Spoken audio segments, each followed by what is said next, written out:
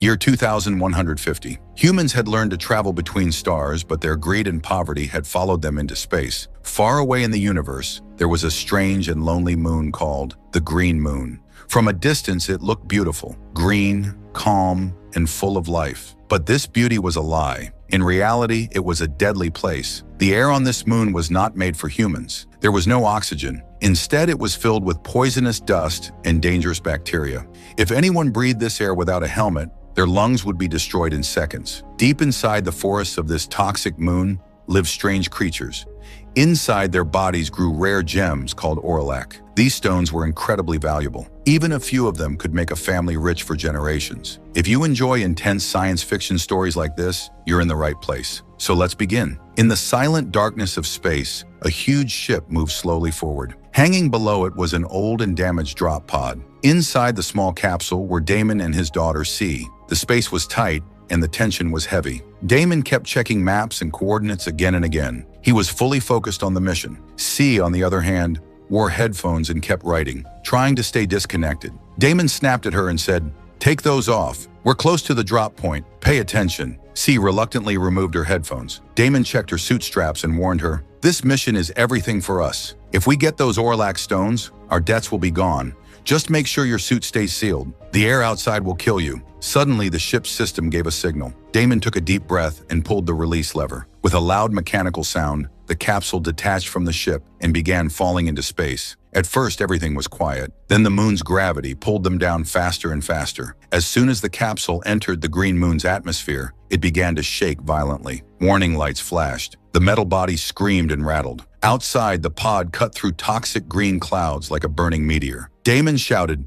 "Brace for impact!" Moments later, the capsule crashed into the forest of the Green Moon. The engines shut down. Silence returned. Damon was drowning in debt. This mission was his only chance. If he returned empty-handed, he would be killed. Fear of death didn't drive him. Desperation and greed did. They stepped out of the capsule and saw a thick jungle in front of them. It looked calm, but death filled the air. Carrying their equipment, Damon and C moved forward, searching for the precious stones. As they walked deeper, an eerie silence surrounded them. It felt like something unseen was watching them. Soon they found a dead body lying on the ground, still inside a spacesuit. It had been there for a long time. It was proof that many others had come here chasing orlac, and many never returned. Damon carefully searched the area. Then they found their first real clue. Orlac stones were not mined from rocks. They grew inside the bodies of strange, fleshy creatures. Damon worked carefully, like a surgeon. One mistake could destroy the gem. C watched closely. She knew this dangerous and disgusting work was their only way out. The gem was tangled inside flesh and veins. Pulling it out roughly would ruin it. Damon poured a special chemical,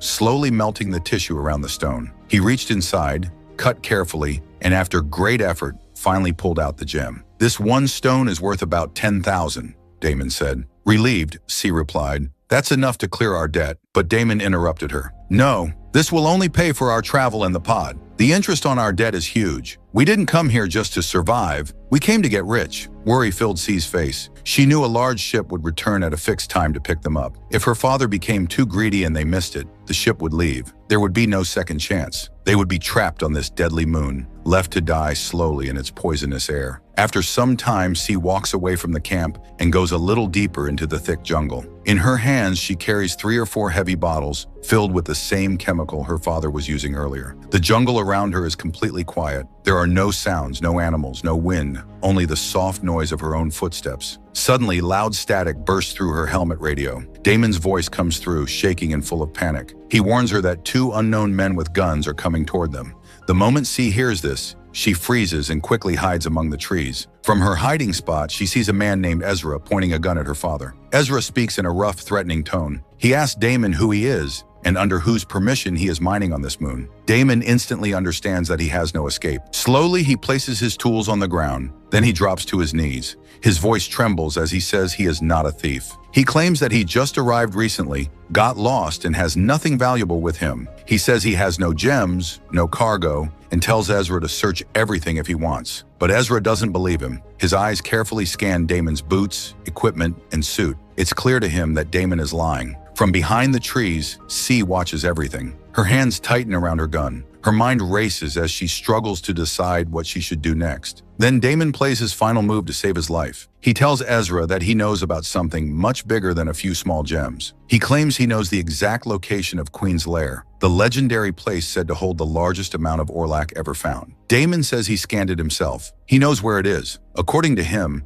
the amount of Orlac there is so massive that it's not just a mining spot, it's a lifetime fortune. Damon tells Ezra that if he kills him, the secret of Queen's Lair will die forever. But if they work together, they could earn enough money to buy an entire planet. He asks Ezra a simple question. Does he want small leftovers, or does he want the whole treasure? He offers to split everything 50-50. The moment Ezra hears the name Queen's Lair, his expression changes. Greed flashes in his eyes. Every prospector dreams of finding that place. After thinking for a moment, Ezra agrees and decides to go with them. As Damon packs his equipment, he quietly whispers to C. He tells her to follow them silently once they start moving. He says she should stay behind them with her gun ready. He warns her to wait for his signal. The moment he gives it, she must come out and shoot the bigger man. One clean shot. He tells her firmly that she cannot miss. C answers calmly that she understands. The three men begin walking forward through the jungle. At the same time, C starts following them from behind, moving slowly and carefully. Her gun is tightly gripped in her hands. Her heart beats loudly in her chest. Her eyes never leave her father, waiting for his signal.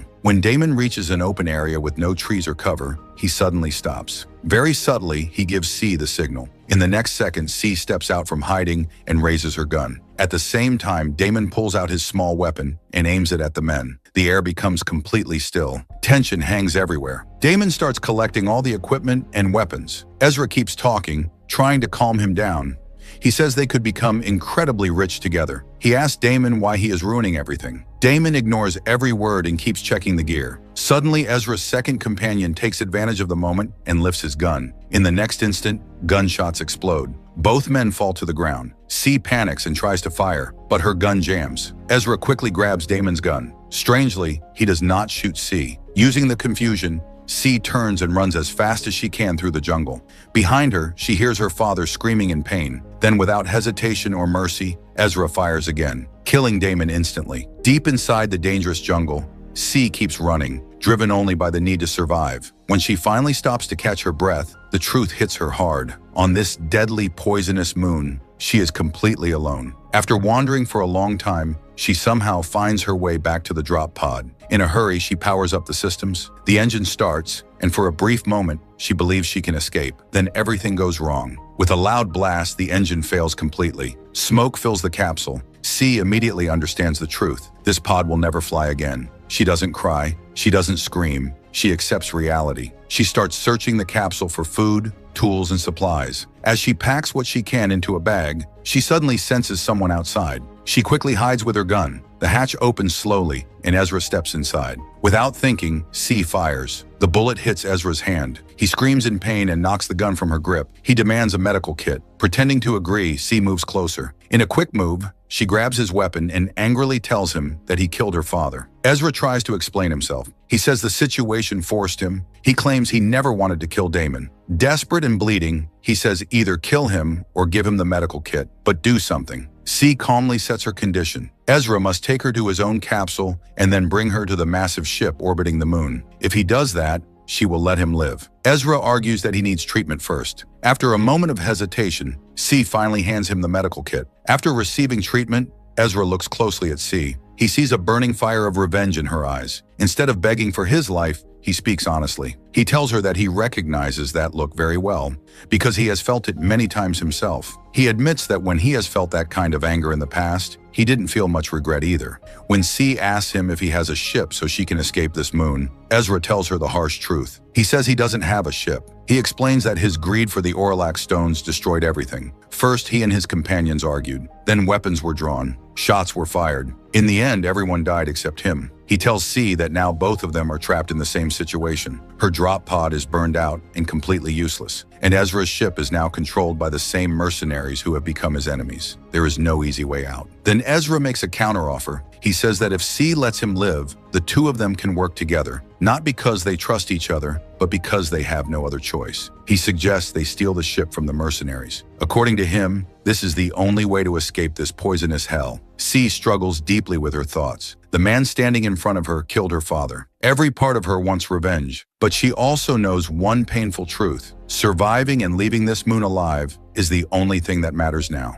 After a long inner battle, she agrees to work with him. Once the deal is made, the two of them move forward into the deadly silence of the toxic jungle. As they walk, Ezra keeps talking non-stop. Again and again, he insults Damon, calling him foolish and careless. He says Damon walked into death without proper planning or experience. Every word feels like a knife to C's heart. Her anger grows, but she keeps it hidden. Ezra repeatedly asks her to hand over the gun. Each time, C refuses without hesitation.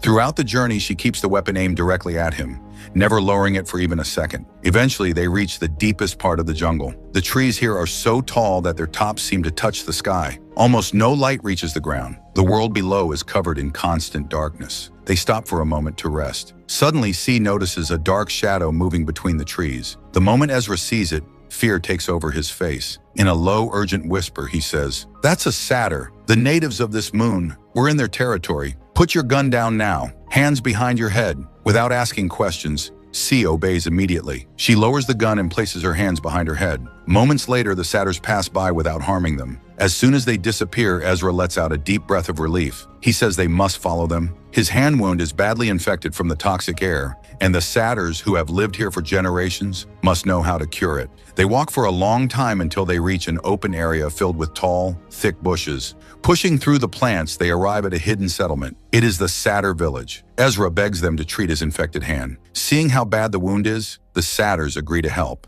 C slowly realizes something shocking. These satyrs were once humans, people who came to this moon long ago searching for Orlac stones and never left. Over time, they became part of this world. One of the satyrs, named Orif, steps forward and places a pile of precious Orlac gems in front of Ezra. He calmly says, "These are for you." Ezra is stunned. He asks, "Why are you giving these to me?" What Orif says next makes C's blood run cold.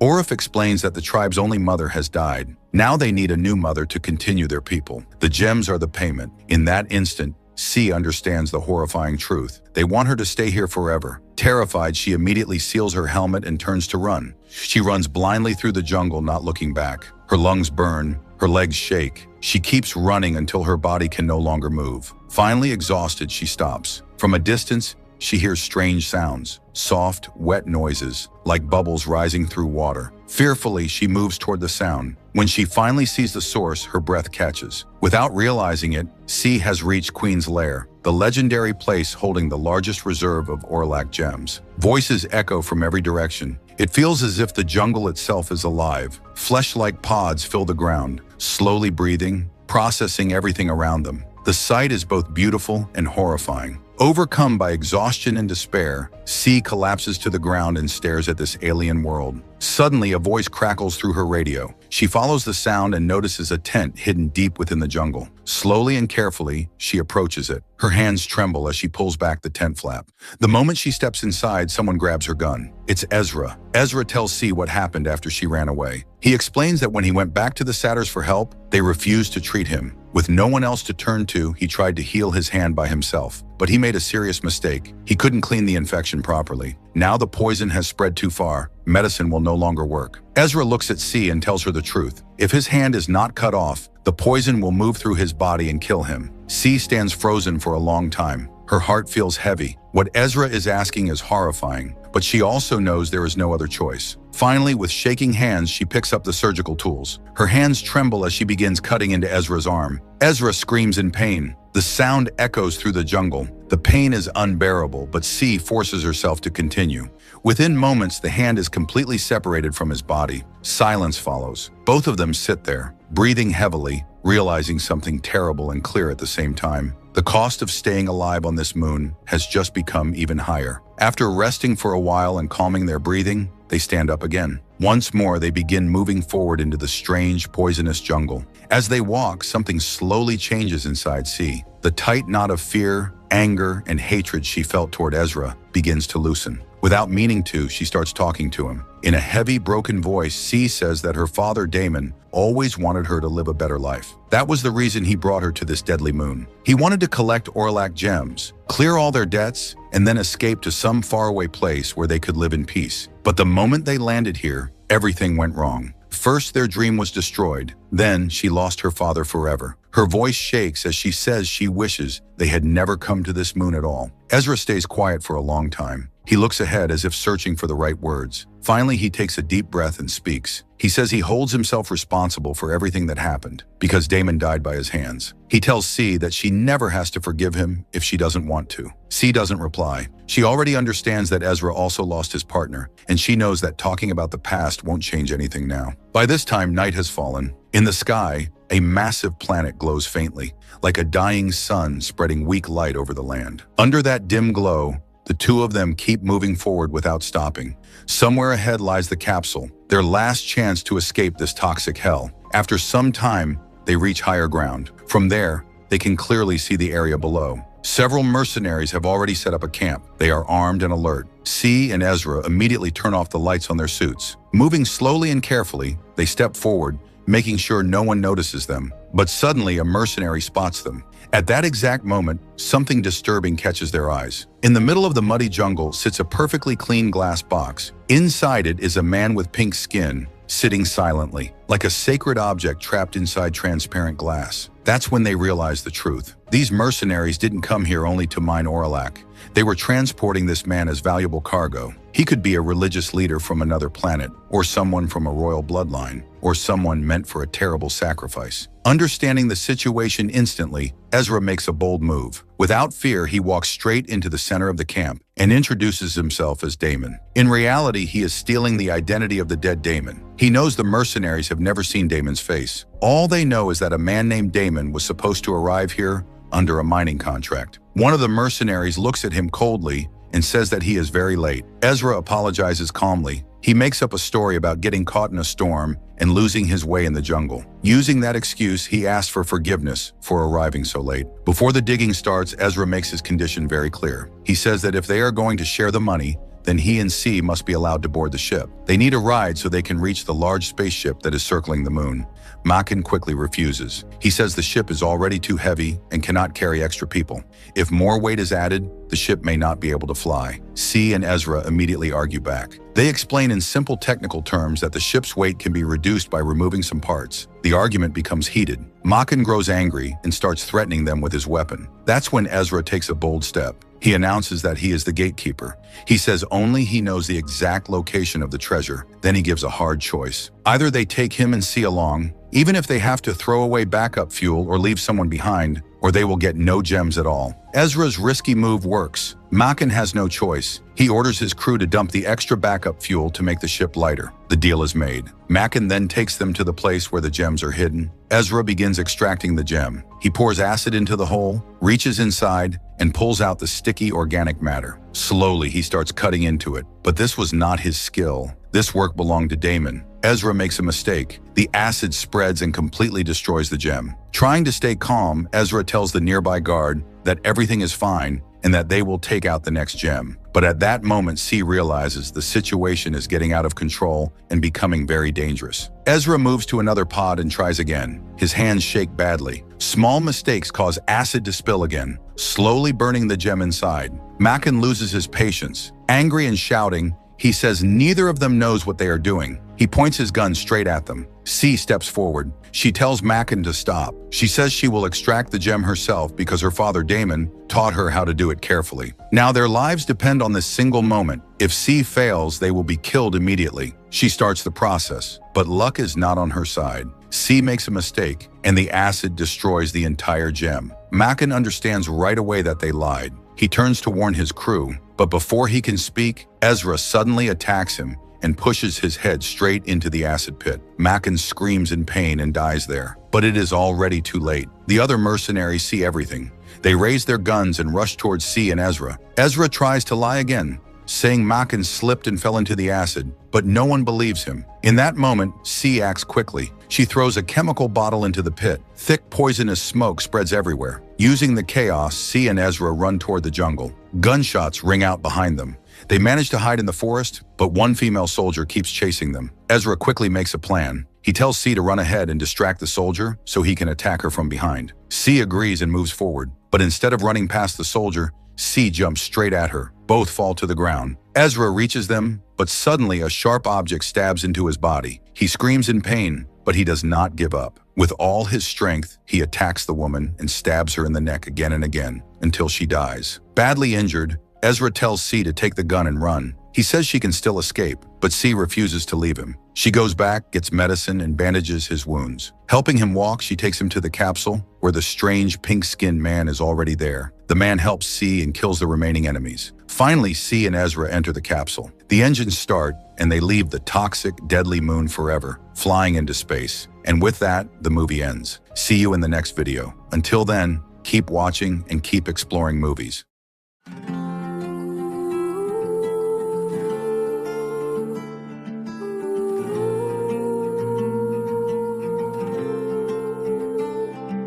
अब आओ ना फिर से मिल जाओ ना फिर से जलाओ ना मुझे मिटाओ ना यूं दिल से अब आओ ना फिर से मिल जाओ ना फिर से जलाओ ना मुझे मिटाओ ना यूं दिल से कोई प्यार ना दे यूं जैसे मुझको चाहती है तू ज़माने के जैसी न बन मेरे यार जैसी है तू ज़माना जलाता मुझे लगाती गले फिर से तू मैं गिर के उठा हूँ अभी हर चीज सिखाती है तू मैं लिख आया कहानी अपनी जो बीती जिंदगानी अपनी जो खोया मैंने है वो खोया मैं रात जाग के हूँ रोया मैं लिख आया कहानी अपनी जो बीती जिंदगानी अपनी जो खोया मैंने है वो खोया मैं रात जाग के हूँ रोया रोया रोया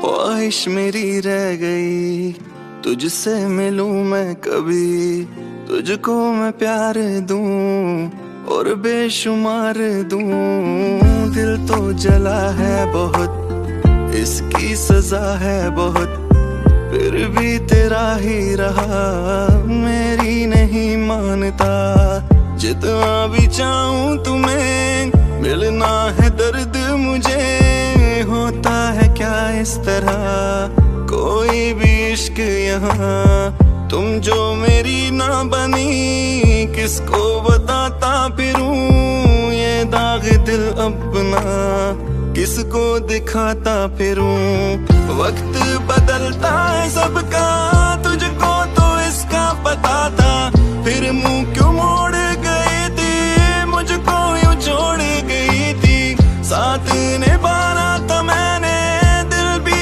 जलाना था मैंने फिर क्यों मेरी ना बनी थी और ये सजा बन गई थी जिसको मैं जीता रहा था ये दर्द पीता रहा था ऐसी निशानी है तू ऐसी कहानी है तू मैं लिख आया कहानी अपनी जो बीती जिंदगानी अपनी जो खोया मैंने है वो खोया मैं रात जाग के हूँ रोया मैं लिख आया कहानी अपनी जो बीती जिंदगानी अपनी जो खोया मैंने है वो खोया मैं रात जाग के हूँ रोया रोया रोया